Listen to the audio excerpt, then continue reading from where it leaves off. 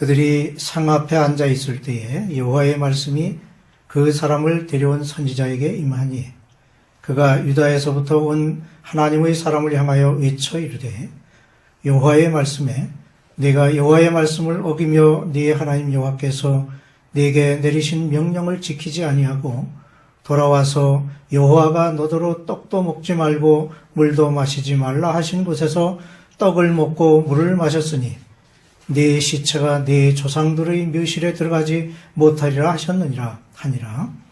그리고 자기가 데리고 온 선지자가 떡을 먹고 물을 마신 후에 그를 위하여 나귀의 안장을 지으니라. 이에 그 사람이 가더니 사자가 길에서 그를 만나 물어 죽이매 그의 시체가 길에 버림받으니 나귀는 그 곁에 서 있고 사자도 그 시체 곁에 서 있더라. 아멘. 헛똑똑이란 말이 있습니다. 똑똑한 것 같은데 무언가 부족하여 결과에 만족하지 못하게 되는 경우를 가리켜 말하지요. 오늘 말씀에 등장하는 하나님의 사람은 말씀에 순종하고 용기도 있어서 하나님의 말씀을 전하고 기적도 보여주었지만 거짓에 속아 넘어감으로 결국 비참한 죽음을 맞이한 것을 보게 됩니다. 북왕국 이스라엘의 왕이 된 여로보암은 율법에 명시된 모든 규정을 무시하고 자기 임의대로 우상을 만들어 놓고 스스로 분향을 했습니다. 이에 하나님께서 선지자를 보내셔서 그의 사악한 죄를 지적하게 하시고 그에게 징벌이 있을 것을 예고하게 하셨습니다. 오늘 말씀은 독특한 내용을 담고 있으면서 우울한 이야기를 접하게 합니다. 한때는 하나님께 유용하게 쓰임받은 사람이 마치 아담과 하와가 뱀의 유혹에 넘어가 선악과를 따먹는 죄를 지은 것과 같이 사탄의 거짓에 넘어가 우는 사자와 같이 할 수만 있으면 택한 자라도 넘어뜨리려는 사탄의 먹이가 되고만 오늘의 이야기에서 우리는 안타까움을 느끼게 됩니다. 유다에 있는 하나님의 사람이 베델에 있는 제단 앞에서 제사를 드리는 여로보암에게 찾아갔습니다. 그는 담대히 외칩니다. 이르되 제단아 제단아 여호와께서 이와 같이 말씀하시기를 다윗의 집에 요시아라 이름하는 아들을 낳으리니 그가 내 위에 분향하는 산당 제사장을 내 위에서 제물로 바칠 것이요 또 사람의 뼈를 내 위에서 사르리라 하셨느니라. 2절 말씀입니다. 이어서 그날에 그가 징조를 들어 이르되 이는 여호와께서 말씀하신 징조라. 제단이 갈라지며 그 위에 있는 재가 쏟아지리라. 누가 들어도 여로보암의 잘못을 지적하고 경고하는 말씀임을 알 수 있습니다. 그러자 왕이 손을 뻗어서 하나님의 사람을 잡으라고 소리쳤습니다. 그런데 놀랍게도 뻗은 손이 그대로 멈춰서 거두어들일 수 없게 되었습니다. 뿐만 아니라 제단이 갈라지면서 재가 제단에서 쏟아졌습니다. 순식간에 일어난 일련의 상황으로 누구보다 당황한 것은 여로보암 왕이었습니다. 왕이 급히 하나님의 사람에게 청합니다. 너는 나를 위하여 네 하나님 여호와께 은혜를 구하여 내 손이 다시 성하게 기도하라. 그러자 하나님의 사람이 여호와께 은혜를 구하니 왕의 손이 다시 전과 같이 되었습니다. 이 일에 쓰임받은 하나님의 사람은 그의 용기 뒤에 하나님이 함께 계심을 믿었습니다. 하나님께서는 그의 대리자를 세우실 때 말씀으로 그 선지자를 무장시키십니다. 왜냐하면 선지자가 자기 생각이 아닌 하나님의 말씀을 들고 그 임무를 수행할 때 비로소 담대히 나아갈 수 있기 때문입니다. 여로보암의 불신앙적 불의에 대한 하나님의 진노와 경고는 다음과 같은 것이었습니다. 첫째, 우상 숭배에 대한 포고령이었습니다. 다윗 자손 중 요시아라 하는 왕이 우상 숭배하는 제사장들을 이 제단 위에 바치고 또 죽은 자의 뼈를 불사를 것이라는 예언이었습니다. 실제로 이 예언은 360년 뒤에 다윗의 자손인 요시아 왕이 나타나서 그 예언의 말씀대로 그 일을 성취합니다. 둘째, 경고의 말씀은 일어날 일에 대해 미리 말씀하신 것입니다. 제단이 갈라지면서 제가 제단에서 쏟아진 상황은 하나님의 말씀을 확증한 것이었고 하나님의 사람이 하나님께로부터 보냄을 받았다는 증거를 보여준 것입니다. 선지자의 용기는 하나님께서 주신 용기였습니다.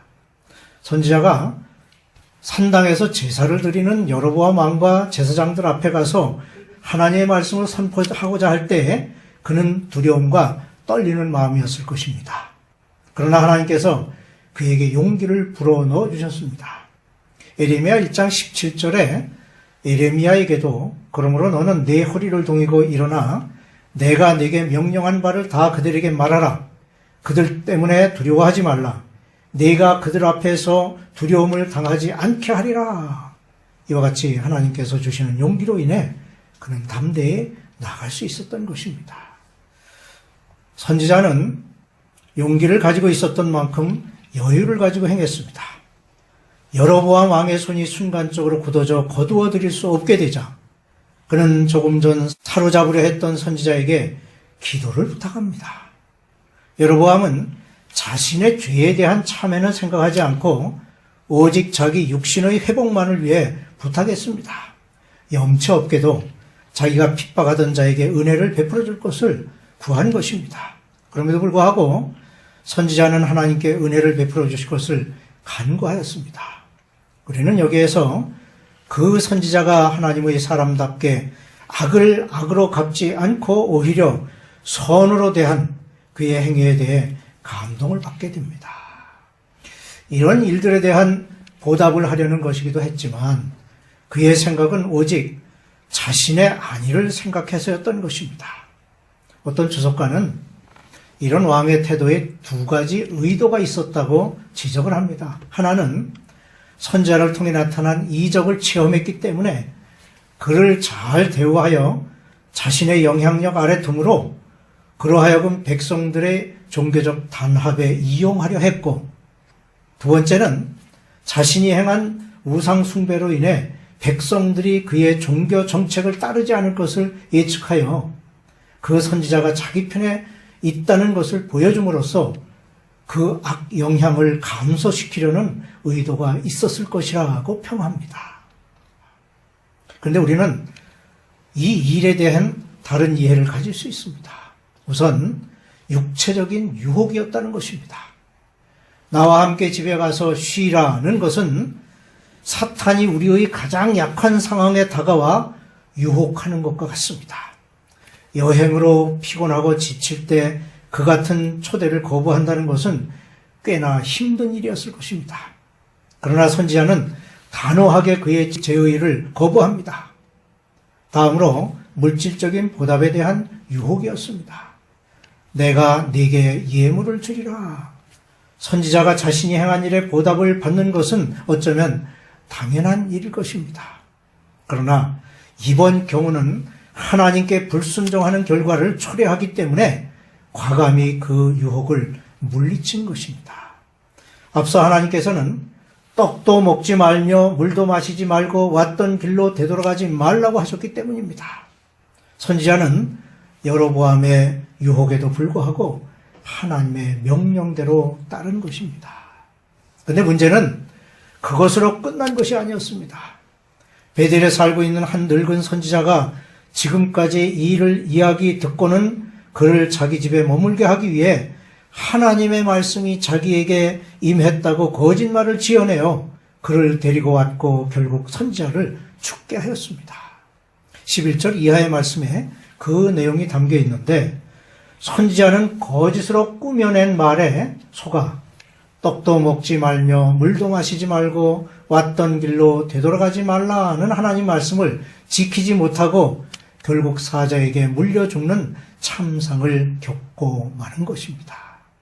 이 일을 통해 우리가 깨닫게 되는 교훈은 우리가 방심하고 거짓에 속아 넘어가 결국 진실을 망각하고 패망하게 된다는 것입니다. 유다에서 온 하나님의 사람은 임무를 완수하고 돌아가는 도중에 예기치 않은 곳에서 늙은 선지자의 거짓 선동에 따른 유혹에 넘어가 하나님의 명령을 어기고 떡과 물을 마심으로 열조의 묘실에 들어가지도 못하는 죽음을 당하고 말았습니다. 그러므로 우리는 임무를 완수했다고 자기 만족에 빠지는 여유를 가져서는 안 될 것입니다. 사탄은 우리의 약점을 잘 알고 있고 그것을 이용합니다. 베델의 선지자는 늙었기 때문에 젊은이들로부터 존경받기를 원했을 것입니다. 하지만 그는 선지자로서 지녀야 할 자격을 갖추지 못한 사람이었습니다. 왜냐하면 그는 거짓으로 지어낸 말로 선지자를 속인 것에서도 이를 알 수 있기 때문입니다. 사탄은 이런 비인격적인 사람을 유혹의 도구로 사용하기를 좋아합니다. 이에 비해 선지자는 너무나 어리석었기에 하나님께서 자기에게 직접 명령하신 대로 행하지 못하고 늙은 선지자의 거짓말에 속아 불행을 자초한 꼴이 되었습니다. 사탄의 유혹은 양의 탈을 쓴 늑대처럼 선을 가장하고 나타나서 결국 날카로운 발톱을 드러냅니다. 불순종에는 반드시 징벌이 따릅니다. 거짓말을 통한 유혹에 넘어간 하나님의 사람도 결국은 하나님의 말씀에 불순종한 것입니다. 이런 불순종을 하나님께서는 그대로 간과하지 않으십니다. 그 불순종에 대한 징계를 반드시 행하십니다. 하나님의 징계에서 우리에게 주시는 교훈이 있습니다.